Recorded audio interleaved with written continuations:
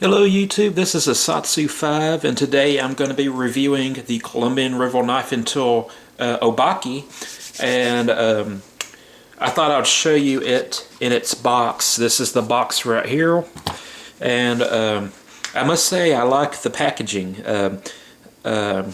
Slogan, I like the new slogan, confidence in hand, and it does not come with the watches. For some reason watches are becoming more interesting to me, and my two nicest pocket watches are making it into a lot of my review videos in the background. So I thought I'd keep up with that newly found tradition. Let's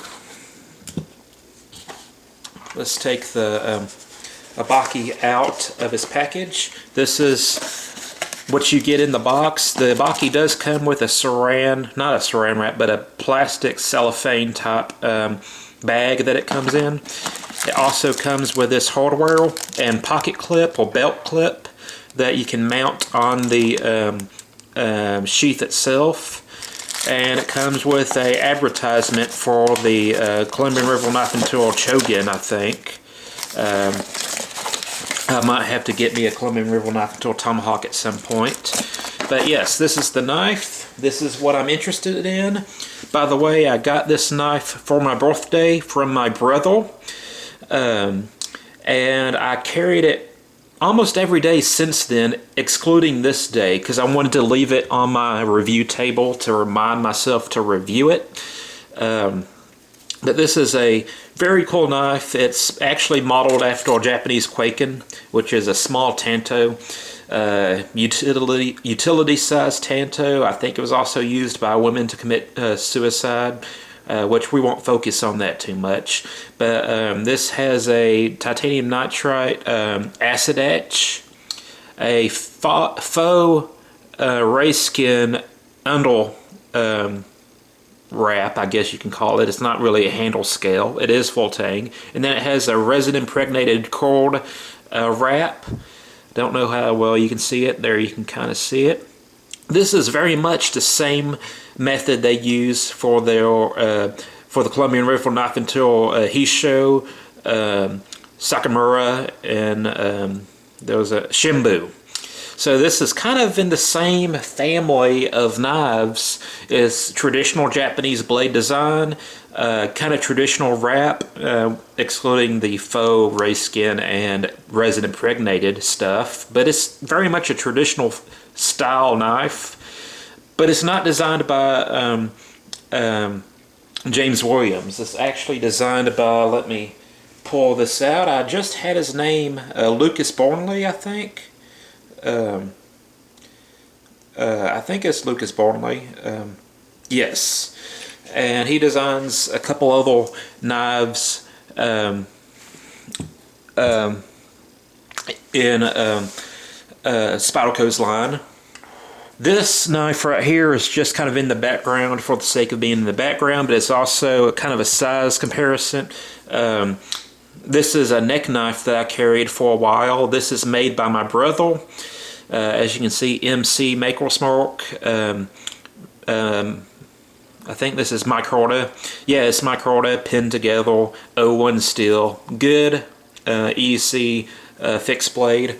I thought I'd put it in the shot because this is what this is an EDC fixed blade. It also can be used as a self-defense knife, and I'll talk more about the difference between a self-defense knife and a fighting knife and such. I have a video on the concept. But let's get the specifications out of the way, at least the important ones. The overall length is 7.62 inches. The blade length is 3.64 inches. The blade material is 8014 MOV, and the rock rail hardness is 58 to 59, which is pretty consistent, so that's cool. The blade shape is a tanto. You might not recognize it compared to the Americanized tanto, but it is, I think it kind of looks like a Shobu Sakuri, which is the Irish leaf, I think. I could be wrong. I'm not an expert on the different tanto blade shapes. I know there's dozens of them, or if not more than that. But it's made in China. which if you have a problem with that, then, well, that's your problem. The story is that I heard about this knife is that Lucas Burnley sent his custom one to Columbian River Knife and Tool, and Columbian River Knife and Tool sent his custom and their production sample to Lucas Burnley, and he had trouble telling the difference between the custom and the production version. This blade shape, it's not really a trailing point, but it is a traditional tanto without the crkt.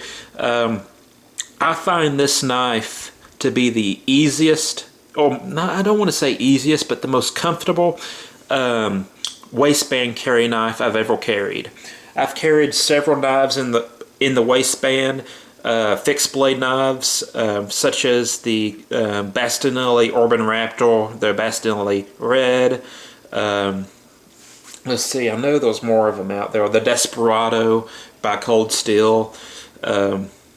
This carry method is often referred to as the ripcord method. I first seen by Bastinelli from Bastinelli Creations and Fred Perrin. Also carried the Fred Perrin in that method.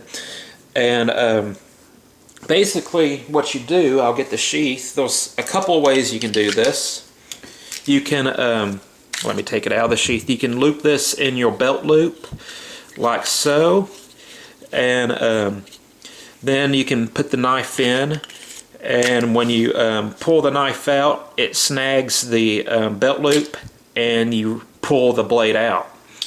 And there's another method you can use, is you can actually pull this bead up and run your belt through the loop, tighten the bead down to fit the length of your belt loop, and you can carry it in much the same way. And that way you don't necessarily have to take the knife out of its sheath to loop it through your belt. Although using that method, you do have to take your belt off to loop it. So there's pros and cons doing it the two different ways. But I've carried this pretty much daily since I got it on my birthday back in March. And I usually carry it like this. Like if this is my belt buckle region, I usually carry it in between the waistband in front of me on my right hand side facing forward, and then I draw the knife out like that. And then you can use two hands to withdraw the knife or put the knife back in its sheath. And I find this extremely comfortable. Some knives that you carry in the waistband, especially the bigger ones that are like 5.5 inches, 4 inches, they're not the most comfortable things to carry, depending on your size and weight and stuff. You know, I'm starting to stutter, I'm sorry. But I find that this size, this shape, this width, this package is extremely comfortable to carry, and it's good for, like I said, it's made to be a kind of a tactical or self-defense utility knife. Comes plenty sharp out of the box, razor sharp. The 8CR13 MOV is relatively soft, so it's going to be easier to sharpen, but it will dull faster than, let's just say, S30V picking a steel out of the sky, or just for example. So this steel is relatively soft, but it's going to be easier to sharpen, easier to touch up. If you have a ceramic rod system, it's going to be very easy to maintain on a daily basis. I've had no problem with this. I've used this till it was dull, sharpened it back up. I've used it a little bit more since I last sharpened it. Let's see if the edge, yeah, you can kind of see there, it's still taking care. It can be touched up just a little bit, but it's still razor sharp. And this blade shape has a gentle upsweep to it, or a gentle sweep to it, which makes it good for slashing. If you wanted to, I don't necessarily recommend it, but if you wanted to use this knife as a steak knife in a fancy restaurant, I've done it several times, but you just have to accept the fact that rubbing your edge on a ceramic plate is going to take the edge off. But sometimes I just don't like using the steak knives they provide because they'll crap. But this could do that job very easily. Has a very nice acute point, and it will thrust very easily. I'm pretty sure I can run this through a water bottle that's filled with water using 2 fingers. I know I can push this through a pork loin with using 2 fingers. It's a very handy size. Not everybody can carry 5.5 inches of steel like I can in Texas. So I find this particular size knife fits the category of self-defense knife.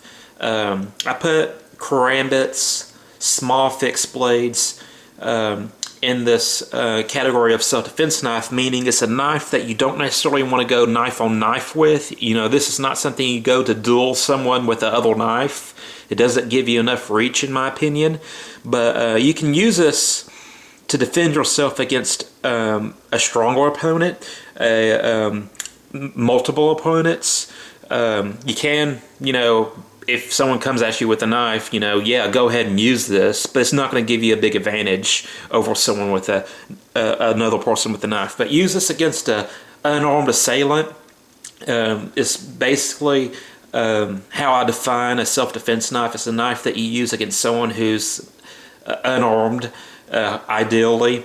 And people have a problem with me saying that, but this is how I look at it. If you're smaller and someone bigger than you is crushing your skull or bashing your face in, or if there's multiple people attacking you at once, or if you're a woman and a man is attacking you, then you're completely in your right to use a weapon against them, even if it's deadly force. Although it's also good to carry one of those so you don't have to use lethal force against an unarmed person, because you will have to defend yourself in court and articulate why you decided to use a knife against an unarmed person. But trust me, if someone is threatening your life and they're unarmed, you're completely in your rights to use a weapon to defend yourself. And like I said, just because you have this and someone else pulls out another knife, it doesn't mean you can't use this knife to defend you. But really the advantage is going to be that this knife is going to be the best knife to use against an unarmed opponent. These knives are characterized by their small compactness and ease of carry, like neck knives, these small in the waistband knives, karambits, so on and so forth. And usually when I refer to self-defense knives, I say they're good knives for women because they can't really fix or fit a tactical folder in their pockets. Women get screwed in the pocket category. I don't have my Stridle with me, so that's usually the example I use. Is a big blocky knife that it's very difficult to carry if you have very tight pockets and very small pockets. So these self-defense knives for women are very good because they can't carry a tactical photo everywhere they go, depending on the clothes they're wearing. But this is very streamlined, very thin, package, and they can easily fit this in the waistband. This might be a little bit big to fit in the pocket, but in the waistband it's going to fit just fine. And that's why I think it's a good knife for a woman. It's a good knife for men too, but men can kind of carry bigger stuff, such as this in their pocket or waistband. So yes, a very cool knife. Now let's talk about the ergonomics on this knife. You notice there's no guard, there's no jimping, and but it's still very comfortable in the hand. But ergonomics have two different sides of the coin: comfort and weapon retention. And the comfort of this knife is so that you know, it's not going to be awkward to carry, but the retention side of the ergonomic plan is something that should be discussed. Like I said, no jimping, and if you watch any of my videos, you'll know that I do not care about jimping. Jimping is not important. Jimping does nothing. And since this knife I think is a little dull, I'll demonstrate this. Pick up any knife you want to that you don't care about dropping, and take your thumb off of it. You can still carry the knife, you can still kind of cut with it somewhat. Now, let's say your knife has jimping, this one does not, and you want to do the opposite. Jimping doesn't keep a knife in your hand. It's a sales ploy, and some people like it, but trust me, if you have very aggressive jimping and you want to stab into something hard, it will jack your thumb up, and it's very uncomfortable. This one has kind of a ricasso on it, and that kind of acts as your retention, as does the Anzo pattern micarta.